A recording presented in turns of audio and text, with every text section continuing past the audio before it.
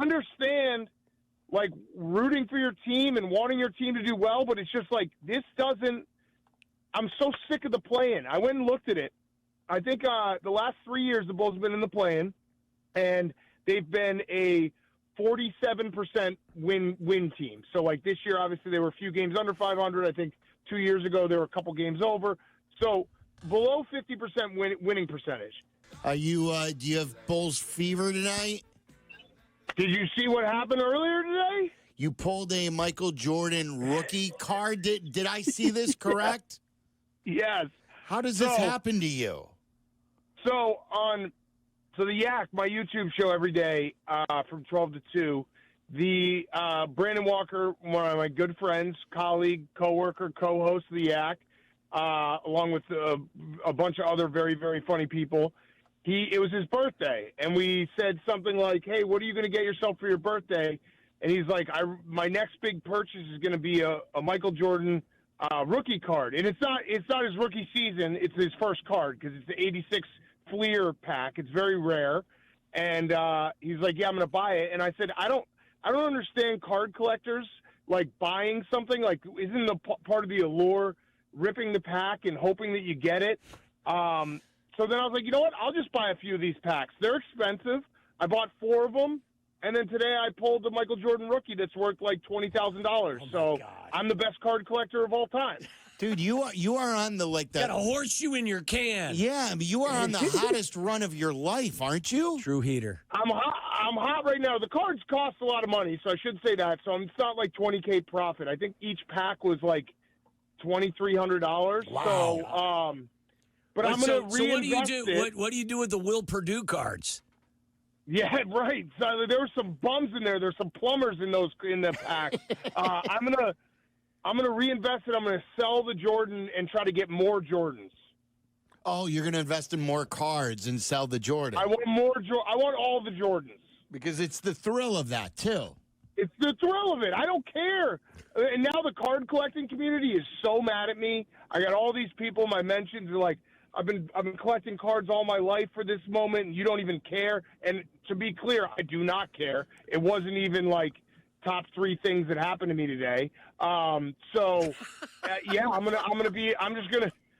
gonna be going after MJ rookie cards, and that's what I'm gonna do. I'm big game hunting. What are the other 3 things that were better than pulling the Michael Jordan rookie card today? My coffee this morning. Yes. And then I did bet a soccer game. I hit that, so that was good. I am so glad he doesn't have substance issues because we would lose it. Yeah, right? for sure. Yes, I mean, the fact that you're a sober guy just is, I thank the good Lord every day for you. It would be a problem because I was like, the best part about this whole story is I bought 2 packs of cards yesterday, and they're $2,300. So yesterday I was all in. I was like, I'm going to buy as many packs as I need to. And then I woke up, and so yesterday I bought the 2 packs, didn't get the Jordan rookie card. Told the guy, one of our coworkers who got the packs for me, I was like, get me 2 more. I told him this right away yesterday at like 2 o'clock. Last night I wake up in the middle of the night with my mouth tape on, and I'm like, what was I doing? Like, this is so stupid. I'm going to lose so much money doing a hobby that I don't even care about. So I got to the office today, and I retired from card collecting, but I had already purchased the other 2 packs yesterday, and that one had the MJ rookie card. So I was a retired card collector, and I pulled that. And then he sent out a fax. I'm back. I'm back. Yeah. Yes. I'm back. I am. Now I'm all the way back. I'm going to get a Charizard. I'm going to get a Charizard. That's a Pokemon rare card. Okay. I'm going to find one of those, too. I am shocked that you still have the tape over your mouth. Well, I was going to ask too about that. I wanted to ask a card question as well, but go ahead so the mouth tape thing is going well. Yeah, I mean, what do you mean it's going well? I just pulled a Jordan rookie card today. What do you mean? So you think if you weren't mouth taping and you weren't getting more restorative sleep, you never would have pulled the Michael Jordan card? Probably not. My brain is working at a higher level right now. Like I'm functioning above everyone else. So, and that's what happens. These kind of things happen to you when you're thinking at the level I'm thinking at. So is this now, is your wife happier? Are you snoring less now because you can't breathe through your mouth? I think I'm snoring more. I think I'm How snoring is it more, possible through your nose? I don't know. She just keeps saying I'm snoring more. So, but I was like, hey, not my problem. I'm sleeping well. He's going to wake up one morning, his nose is going to be taped as well. He's not going to wake up then. Yeah. So back to the card, though. I had one more question about this. Like, give me an odds, like if on a bet, like, it's a 50-1. You mentioned Schwarber last week; it's 90-1. What were the chances, even though these were expensive packs, of you getting a Michael Jordan card? So it's hard to understand because essentially, like, they're like these big slabs, these big boxes of them. And a lot of times what happens is, like, if you get a big box of them, this is all, by the way, I could be so wrong on everything I'm about to say, but I'm going to say it confidently. So you're just going to trust what I'm about to say. Yes. So the big boxes that the Fleer 86 come in, there's 1 to 2 Jordans in every box, right? And like the box has, I don't know how many sleeves, like 50 or whatever it may be. A lot of people think that what happens is people will buy the boxes, they'll rip a couple or they'll scan it, figure out which ones are the Jordans, then they'll sell the rest of them. So if everything was equal, the chances of pulling a Jordan rookie is like 8%, I think. But people think it's way lower because a lot of times the ones in circulation are like confirmed don't have Jordans in them. I gotcha. Okay. All right. That makes sense. So 8%. 8% is the best possible. Like 8% of all of the 86 packs that were made had a Jordan in them. So you think this is good news for the Bulls tonight then? Yeah, which I don't know. So what's the vibe? Tell me the vibe. I was just having this conversation with Eddie and our guy, White Boy Rick, in the office in Gambling Cave. We were saying, like, I was trying to explain that the Bulls losing tonight, what would be the chances they would get the 1 pick? It's like 1.7% or something like that. I can't even remember what the number is. Yeah, but it's something very, very but then small, remember, right? they have a chance at the 2 pick, and then they have a chance at the 3 pick if they're in the lottery. And if they lose tonight, they will have a better draft pick by like 3, 4, or 5 teams, depending how the rest of the playoffs shake out. Right. And then what's the percent chance that they win tonight, win Friday, and beat the Cavs? 0. Right. So that to me is just math. Yes. Like, that's math to me. Like, I understand, like, rooting for your team and wanting your team to do well, but it's just like, I'm so sick of the play-in. I went and looked at it. I think the last 3 years the Bulls have been in the play-in, and they've been a 47% win team. So, like, this year, obviously, they were a few games under 500. I think 2 years ago they were a couple games over. So, below 50% winning percentage. In the months of March and April, they're like a 57% winning percentage team. They have done this for 3 straight years where they play basketball at the end of the year against teams that are not trying, that are doing the correct thing in tanking. They win games. They finish the season, I think, this year 16-5. It's not real basketball when you beat the Wizards and the Nets and the Sixers who are actively trying to lose. That is not like, oh, my God, we're building something. That is, you're just playing teams that are trying to lose. Yep. And I've said it before. There's obviously some young guys who I'm rooting for and who I think are part of the future. But what does this do tonight? It doesn't do anything for the future. But tonight is about tonight, Big Cat. Okay? Yeah, tonight's about lining Jerry Reinsdorf's pocket, true, and that's really what it is. Yes. No, that's all it is. Let's zoom in. Let's not zoom out. Let's go micro, not macro. And can we just enjoy the game tonight, knowing that upstairs in the management offices, they're still not doing the right thing? And I say all this because, like, when the game starts, I'll root for the Bulls. But if they lose, I'm not going to. There's not going to be a second of sleep. I lose, and it's not going to be like, oh my gosh, I can't believe they lost.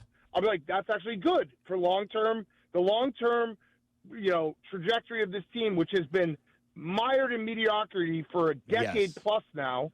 They need guys, and they don't have. They have a guy who could be a guy in Buzelis. They have Kobe White, has been great. I don't know what to do with Giddey because he was bad to start the season. Then he came on strong, and that goes back to my theory that you shouldn't count March and April in the NBA. And it's just like I'm so sick of playing in this stupid range of never actually competing for anything. And like Josh Giddey is really nice to have when you get him in a trade and you know his age. Josh Giddey making $35 or $40 million per Right. year has different expectations on him. So, like, it could be a totally different equation if you pay him. And what the Bulls should have done if they were a smart organization is they should have traded for Josh Giddey and signed him right then. And I don't know if he would have signed right then, but, like, how do you not do the math that a guy goes from Oklahoma City, where he's not the main guy, and he's being benched at the end of the fourth quarter because that team is really talented and they have probably the MVP and SGA, to a team like the Bulls where he's going to get the ball in his hand, his numbers are going to go up. Like, obviously his numbers are going to go up. Why wouldn't you try to get him cheaper to start the season before his numbers go up? And it's just stupid. The whole thing is stupid. I'm so frustrated with it. And I mean, like, the only like positive outcome tonight would be like Buzelis going for like 40. And be like, oh, that was awesome. You know what I mean? Like in a win and get in, or win and get to Friday game.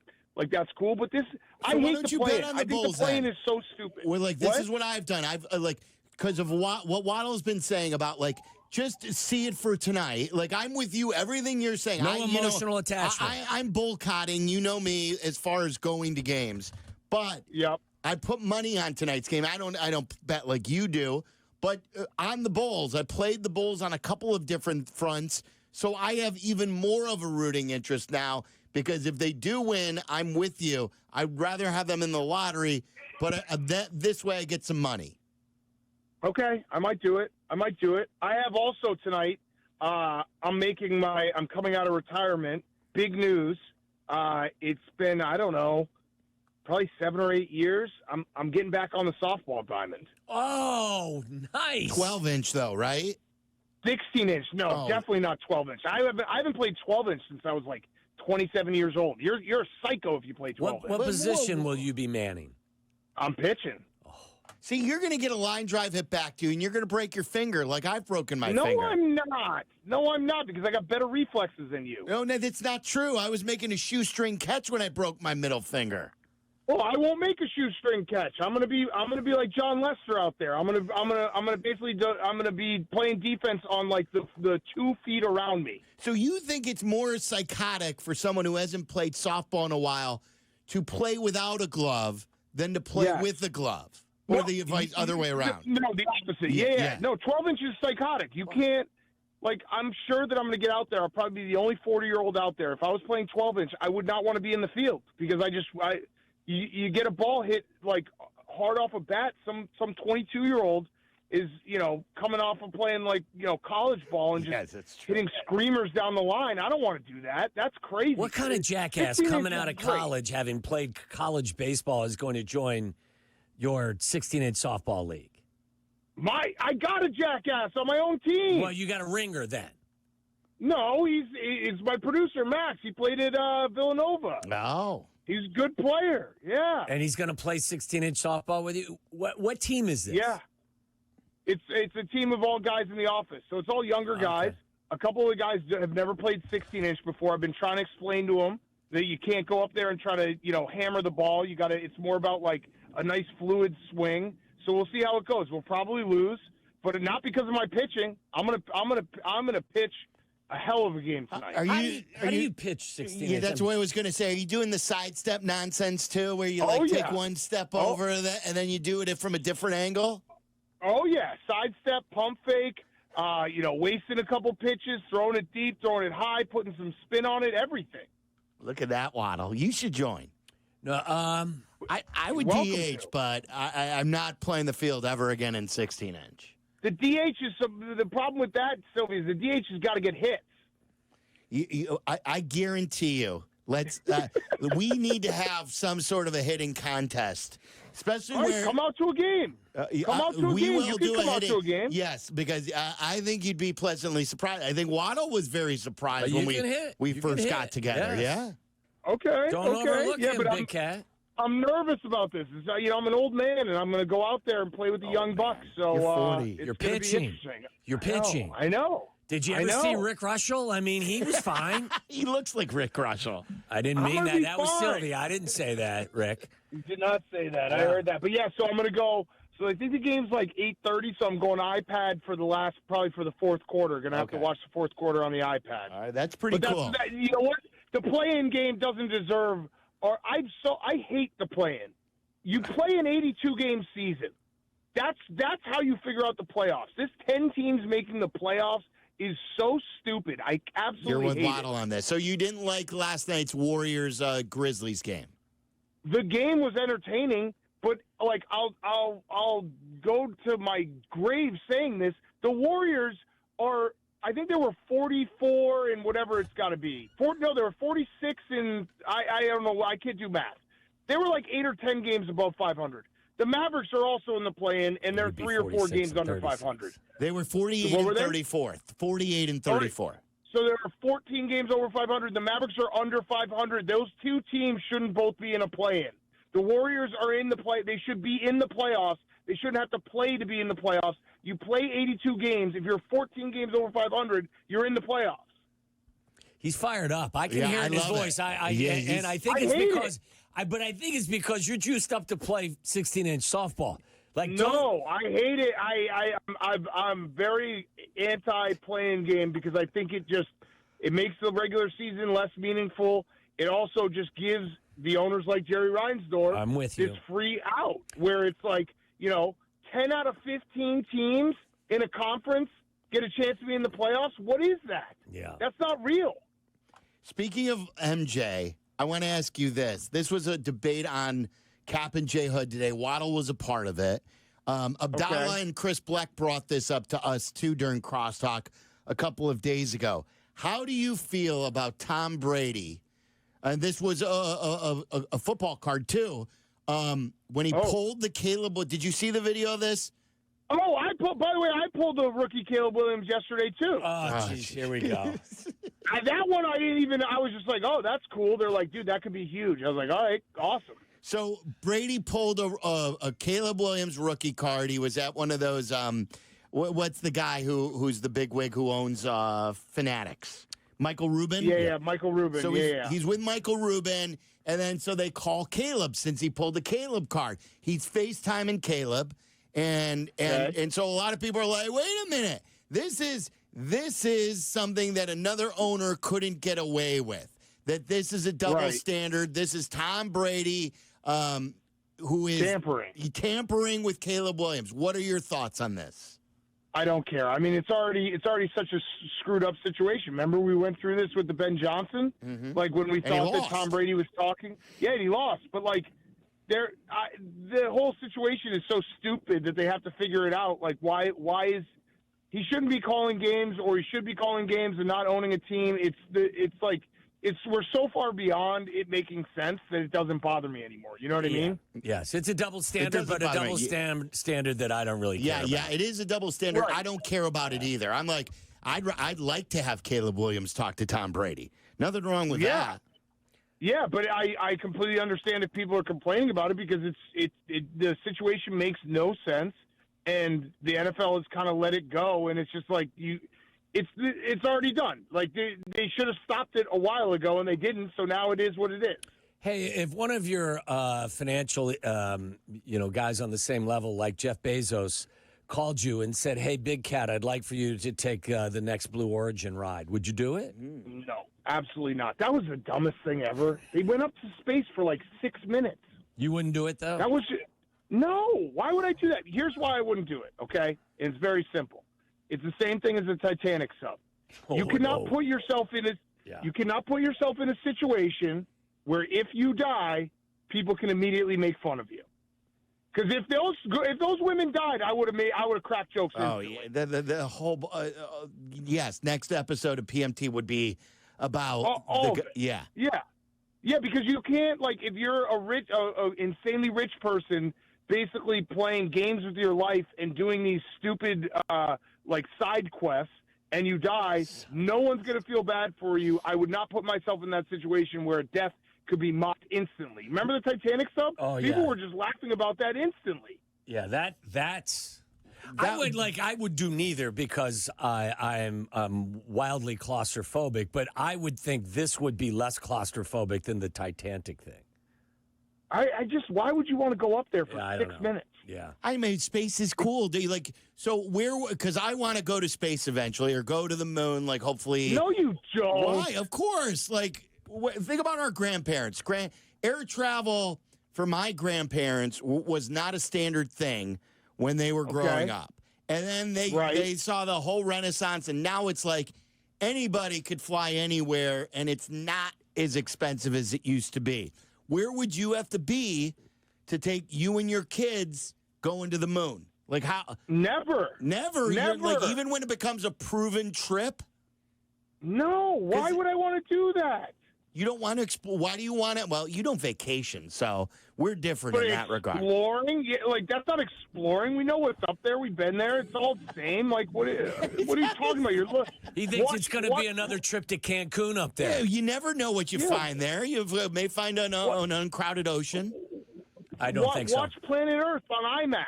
Like, that's the same thing. You got it. You won't want to be somewhere where there's no gravity and you could jump high, float, whatever it is. Yeah, it's called underwater in a pool. Yeah. Yeah, after 5 minutes, you would be totally bored. Well, no, there's no way. Bored. What are you doing up there? I think it would be so cool. Come on. No. Not until they build the Moon Hotel and Resort. And still I'm not going because something could happen and then I get mocked. Okay, so this was a question today that we've got this team building thing where every day there's a question of the day on the board. I don't know if you guys do anything like that or not. But I can picture what the question is. I've seen it. I've seen you guys doing this. So today was a good question. Today was based on the space thing. Anywhere you can go, whether it's something that is a fantasy, like a time machine, forward or backwards, or a real place. So you can make something up that is totally fanatical, or and I don't think that's the right way I said it, but that's a fantasy, or somewhere that is a place that you can go. Where would you want to go? My couch on a NFL Sunday. He's a simple guy. I don't know. He's a simple guy. Like, there's some dark thoughts you could go to. Like, have I ever thought about, like, hey, it would be kind of cool to go, like, 1,000 years back in time with a machine gun and a tank and just be like, what's up now? I think that's a little deeper than they were looking for this simple question. Well, that's the answer. Yeah. I'm telling you that. If you haven't thought about that, like just showing up with an Uzi and a tank, and just being like, "Hey, I'm the guy now. Like this is my. I'm ruling the world." Yeah, that's all it would take. You get a machine gun and you go back 1,000 years. You rule the world. You are a dark dude. Yeah, like I was trying to be the immature child. I just wrote Uranus up there just so I could giggle. Just so I could laugh. What do you guys say? What, there's nothing in the past that is better than right now. Well, so if you did have a time machine and that was a thing, you would go forward rather than backwards? I don't think I'd go anywhere. You wouldn't time travel either. What's wrong with you? I don't know. I'd go back to like my 20s, so I could actually drink without a hangover. What about don't you have grandparents you'd want to go back to see? Or no, they wouldn't know who I was. They'd just be like, "What is this person doing here? Who's the dude with the tank?" Why is this guy got an Uzi at my front door? This is my grandson. Why is he in a tank? And why does he have a handgun? Yeah, I don't know. I mean, what was your answer, Silvy? I put Pound Town on there. Yeah, we went totally immature. Yeah, it was just like, so you guys mocked it. I gave real answers, and I'm getting mocked. Exactly. That's exactly how that went. Got it. Yeah, exactly how that went. Makes sense. All right, before we let you go, who's your guy right now at 10? I don't know. Any D lineman or O lineman. I mean, there's obviously like Will Campbell or Mason Graham, but they're probably not going to last that long. Does this draft not feel? I was saying it to someone the other day. Like, it's just crazy. We won 5 games and we're the 10th pick. It sucks. If you win 5 games, you should be like the 6th pick at minimum. It's just like it stinks. I've loved this hit because I'm usually viewed as the guy. Why are you so negative? Oh yeah, today he's dark today. He's dark. But it's all over 16-inch softball. Yeah, hates to play in. Who do you guys want. The 10th pick is like, you can't say there's someone you want because everyone I want is going to get taken. So it's like, just get the best player available. Matt Miller was selling us on Calvin Banks, and you just had a whole bit on Calvin's, right? Weren't you guys talking about Calvin's because of Kelvin Sampson on PMT? Yeah, that's a tough name. It's a tough name. You're just adding an L to Kevin. Yeah, that's not a great name. But I'll be happy as long as it's a D lineman or offensive lineman. Don't you guys agree with that? Yes. Or we trade it. Yes. Like, I'd be fine with trade. Like this rumor about the Steelers. Sign me up. Get us more picks. I'd be fine to trade it if our pick comes up and it's like, hey, we traded. We got another first, or we got a first rounder later. We got another second rounder. We got a first rounder in the future. Awesome. So wait, I haven't heard this the rumor. rumor is what, the Steelers come up for Shador at 10? Yeah, this might have also been one of those things where, like, you click on one tweet and that's all you're fed for an entire day. And so I was fed for an entire day that the Steelers would trade up to 10, and then the Bears would trade back, and they'd take Shador, and we'd get a ransom. Do you think that the Steelers would do that because they know they're going to win the trade with Ryan Poles because they're 2 for 2? As a new sheriff in town with Ben Johnson, you can't pull the wool over. Wait, hold on. Wait, what am I forgetting? They're 2 for 2. Well, I mean, they only Chase gave Claypool. up a 6th-round pick for Fields for starting quarterback. I mean, Well, he only started 4 games. I mean, really? he's not a starting quarterback. Yeah. I think they're. Didn't they? I think they're one. But they they're got more. 1-0. They got more in the compensatory pick for losing him than they gave up to acquire Justin Fields. Well, That's what were you going to do? Were you going to keep him on the roster? Were you one of those guys? No. I was happy to trade him. So we're 0-1 in my estimation of trades with Chase Claypool, and I've already given you my theory about this. I think Ryan Poles did that on purpose. He did the worst trade possible on purpose, so everyone thought he was an idiot, and that directly led to the Panthers trade. That's fair. Hey, by the way, what's your uniform tonight? Will you be out there in spikes and a jock strap, or are you just like gym shoes and, you know? No, I got cleats. You got to have cleats. Okay. You got to have cleats, but you can't be. You got to toe the line. You got to do cleats. You can't be the guy in baseball pants. Okay. So I'll just do cleats and like joggers, and that'll be fine. But yeah, you can't. Right. I want to see You can't something. be the guy with baseball pants or batting gloves. Text That's us. the wrong guy no to batting gloves tonight. No, why would you need batting gloves? I don't know. 16-inch. Okay. Text us your line, okay? Send us your line. All right. I'll tell it to you right now. I think it's a 7-inning game, or maybe 6 innings. 7 innings pitched, 2 earned runs. No way. 5 hits. And I want to see what you do offensively too. I need that. That's going to be 2 for 4, 2 singles. And a hamstring pull. I'm not running a second. I'm not running a second. And a hammy. 2 for 4. 2 for 4. One of them could have been a double, but I stopped it first. All right. Okay, good. All right, Big Cat, good stuff. Thank you. All right, buddy. All right, see you guys. Keep the heater going. Barstool, Big Cat.